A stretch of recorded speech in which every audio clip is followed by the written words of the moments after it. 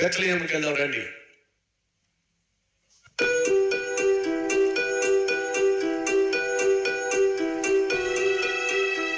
మరియమ్మ, ఎలా ఉన్నారు?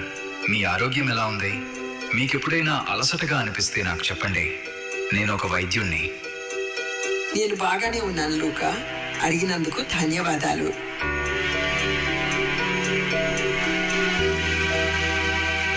లూకా, యోహాను, మరియా. యేసు గురించి ఎన్నో విన్నాను. ఆయన చేసిన అద్భుతాలు, ఆయన చూపిన కరుణ. ఇన్ని సంవత్సరాలైనా కూడా ప్రజలు ఇంకా ఆయన గురించే మాట్లాడుతున్నారు.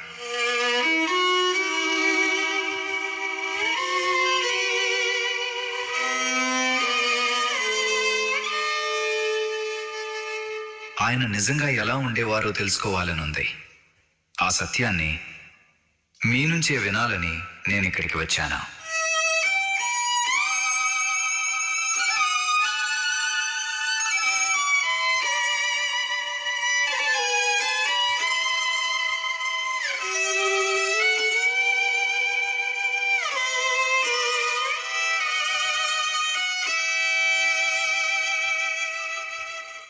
మరియమ్మ, ఈ విషయాలు మీ హృదయాన్ని గాయపరిస్తే నన్ను క్షమించండి. నా కుమారుని గురించి తెలుసుకోవాలనుకుంటే కూర్చో. నాకు గుర్తున్న ప్రతి సంగతులను చెప్తాను.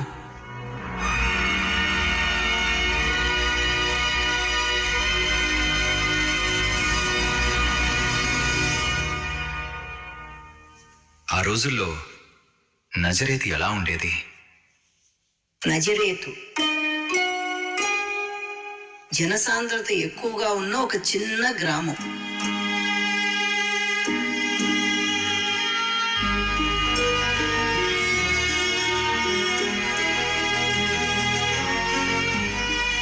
ఎక్కడ చూసినా రాతి ఇళ్ళు, ఒలీవల తోటలు, అంజూరపు చెట్లు.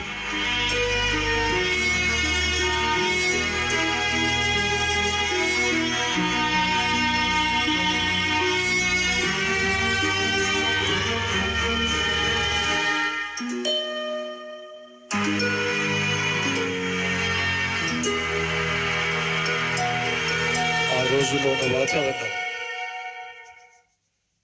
మరి మీ కుటుంబం, మీరందరూ నజరేతుకు చెందినవారా?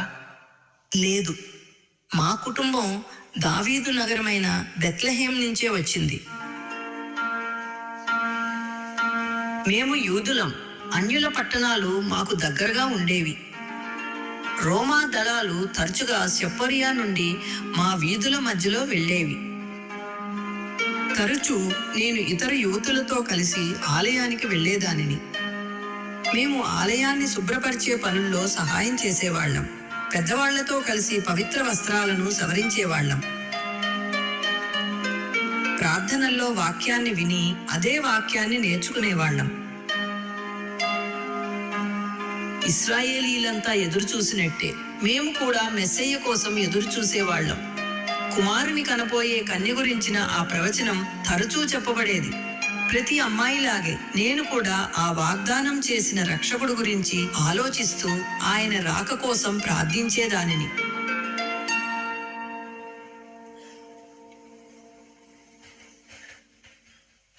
అది ఎలా మొదలైంది?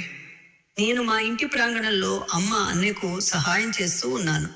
అప్పుడు నా తండ్రి యోయాకీం నన్ను పిలిచి,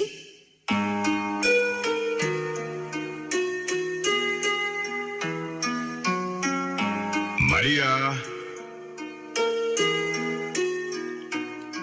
మాకు దూరపు బంధువు అయిన యోసేపు అనే ఒక యువకుడు గురించి ఆయన నాకు చెప్పాడు. యూదా గోత్రానికి చెందినవాడని, నీతిమంతుడు, దైవభక్తి గలవాడని కూడా చెప్పాడు. ఇరువైపుల కుటుంబాలు మాట్లాడుకుని నా నిశ్చితార్థాన్ని యోసేపుతో నిర్ణయించారు.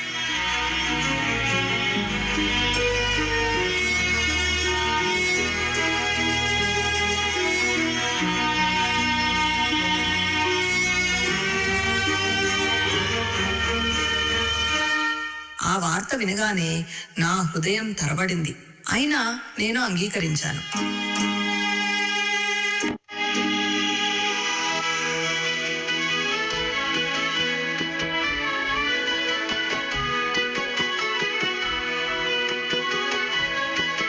మరియా యోసేపు ప్రధానం చేయబోతున్న విషయం.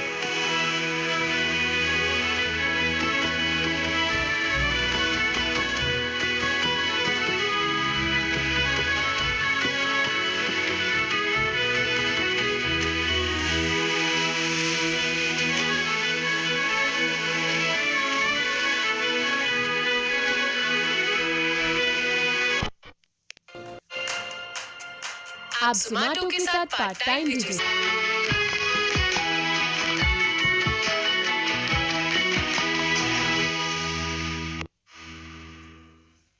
మరి నిశ్చితార్థమైన తర్వాత నేను ప్రాంగణంలో ఒంటరిగా పిండి రుబ్బుతున్నాను.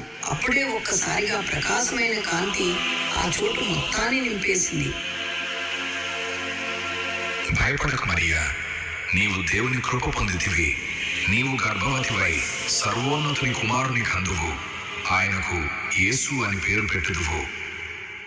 పరిశుద్ధాత్మ నీ మీదికి వచ్చును. సర్వోన్నతుని శక్తి నిన్ను కమ్ముకును. ఆ శిశువు పరిశుద్ధుడై ఉండును. ఇది ఎలా సాధ్యం? నాకు నిశ్చితార్థం మాత్రమే అయింది, ఇంకా వివాహం కాలేదు. నీ బంధువు ఎలిజబెత్ కూడా తన వృద్ధాప్యంలో గర్భం దాల్చింది. గొడ్రాలని పిలువబడిన ఆమె ఇప్పుడు 6వ నెలలో ఉంది. దేవునికి అసాధ్యమైనది ఏదీ లేదు.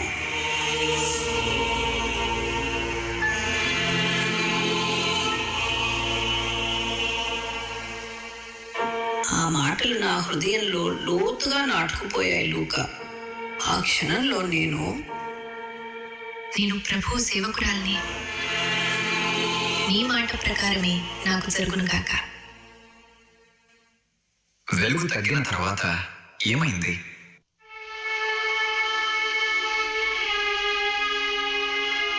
రోజులు గడిచే కొద్దీ నా శరీరంలో ఏదో మారుతున్నట్లు నాకు అనిపించింది.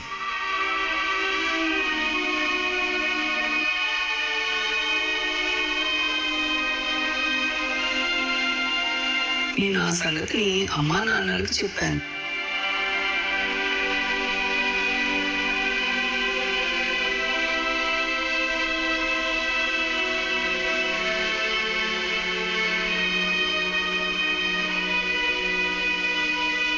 వారు అర్థం చేసుకోవటానికి ప్రయత్నించారు.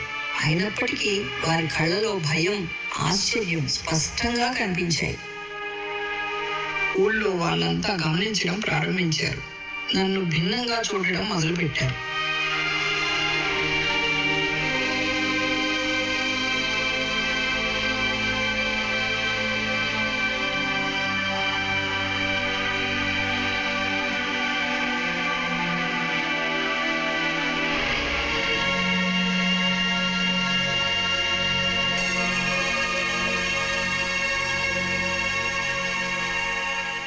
మరి యోసేపు?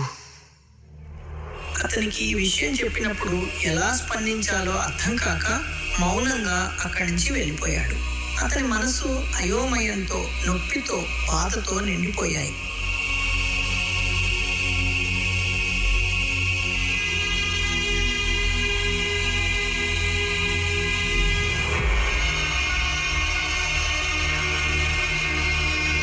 యోసేపుకి అర్థం కాదా?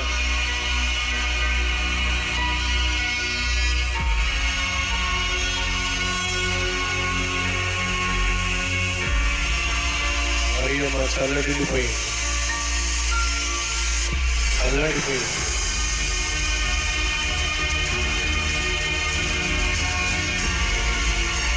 ఇద్దరు యవనస్తుల హృదయాలు చల్లడిల్లిపోతున్నాయి.